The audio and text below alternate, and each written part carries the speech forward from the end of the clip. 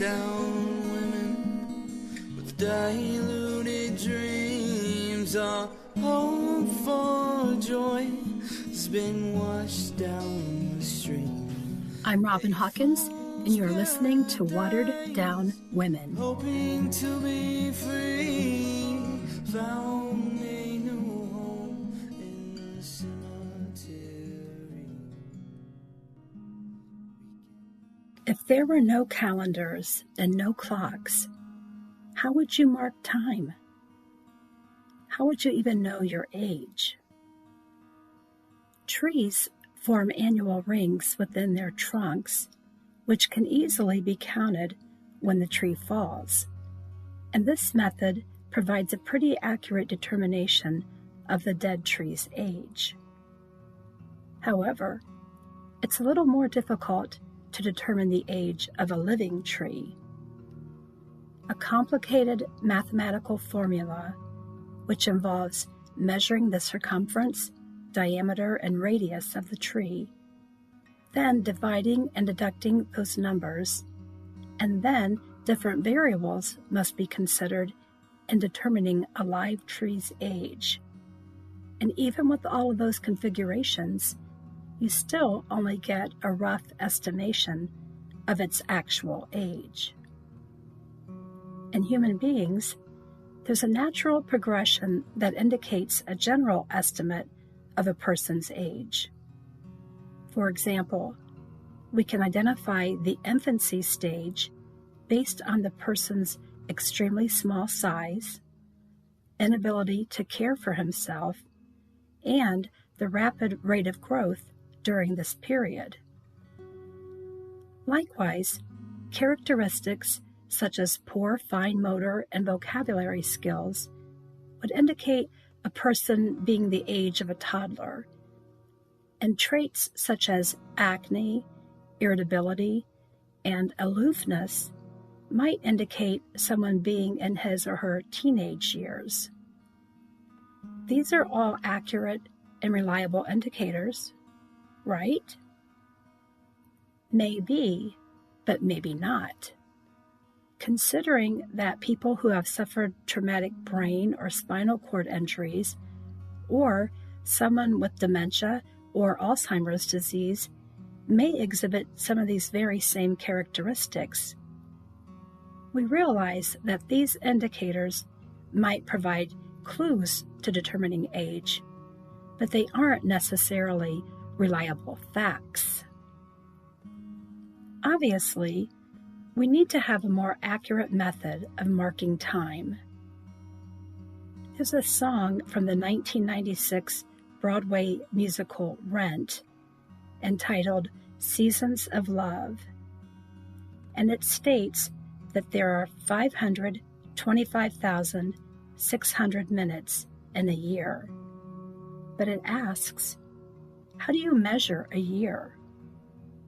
The lyrics go on to suggest that we measure a year in daylights, in sunsets, in midnights, in cups of coffee, in inches, in miles, in laughter, and in strife. But ultimately, the song suggests we measure a year by remembering love. Every day for the past 17,655 days, based on the airing of this podcast, Betty Dyer's family has only been able to measure her life in memories they hold in their minds and the love for her that they hold in their hearts. Most of us can't even fathom the thought of hanging a missing person poster of anyone, let alone of our mother or of our daughter or our sister. But that's exactly what the Dyer family did. In our last episode, we learned that Betty left her home in the early morning hours of December 31st, 1972, and headed for a local laundromat. After hours passed and she still hadn't returned home, Betty's family members began calling one another, along with her neighbors and friends, to find out if any of them had recently seen or talked to her. As the day passed, Betty's boyfriend, Plummer Underwood, returned to the home he shared with Betty and her 2 youngest children, and he learned that she was still not home from the laundromat. Plummer called Betty's daughter, Pam, and asked if there was any word from her mom. When she told him that no one had heard anything, he told her that he would drive to the laundromat to see what was going on.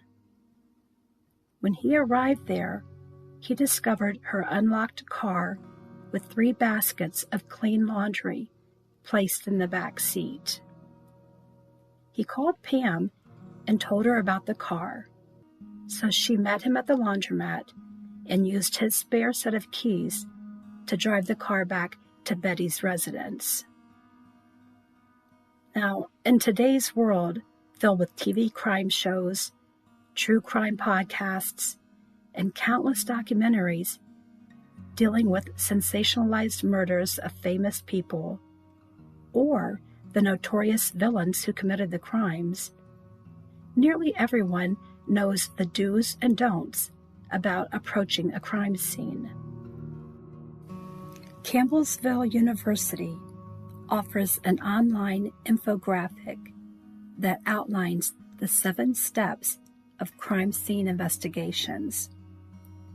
The first step is to identify the scene's dimensions, which entails locating the focal point of the scene and establishing a perimeter large enough to contain relevant evidence. Next is the need to establish the scene's security, and this involves placing tape around its perimeter. Thirdly, authorities create a plan to determine what type of crime took place, if additional resources are necessary, and if there are any threats to the integrity of the evidence, such as weather or traffic. The fourth action taken is to take a primary survey of what could be considered as evidence and photograph those items. Step 5 is to document and process all of the evidence. Next is to conduct a secondary survey to catch anything the first survey might have missed. And the last step in the process is to record and preserve evidence by bagging and labeling all of the materials. Although this information is vital to police authorities and to students of the profession, and is drilled into the head of every rookie TV cop, it wasn't something that an everyday citizen would have been familiar with in the early 1970s. So when Betty's boyfriend and daughter drove her car home from the laundromat, they weren't worried about this action preventing law enforcement officers from conducting a thorough investigation. Instead of being filled with laughter, celebration, and exorbitant amounts of food, New Year's Eve Day, 1972, for the Dyer family, ticked by slowly, and the new year arrived with still no word from Betty. About an hour after 1973 was officially ushered in, her family members agreed that she hadn't just left to celebrate with a friend, nor had she simply lost track of time. So they contacted the Mansfield Police Department. The officers arrived at the home of Betty's daughter, Pam, around 1:30 in the morning. After taking her statement, they left her residence and drove to the house of Betty and Plummer, and they questioned him about the type of person Betty was. He informed them that she used to have a drinking problem, but hadn't had a drink in several months. He denied that Betty had been depressed or self-medicating and reported that the two of them had a great relationship and got along very well. Plummer showed them Betty's purse, which contained her identification, checkbook, and money, and stated that she had only taken with her enough change to wash and dry that day's laundry. They questioned him about her having friends or relationships with anyone near the laundromat, and he denied that she did. After interviewing Mr. Underwood, the officers looked over the car and then drove to the laundromat. They checked inside and searched around the parking lot and found nothing that would indicate a crime scene. The officers then contacted Betty's daughter and boyfriend and told them to call the police department if they heard anything about her whereabouts or if she returned home. The next day, January 2nd, Betty's mother and sisters visited the police station to ask about Betty's case and to learn what they were doing to find her. Her family shared that they had contacted the Ohio Highway Patrol, who hadn't received any teletype or information about Betty's disappearance. They were adamant that something terrible had happened to Betty and that she didn't simply walk away from her 6 children, her loved ones, and her life.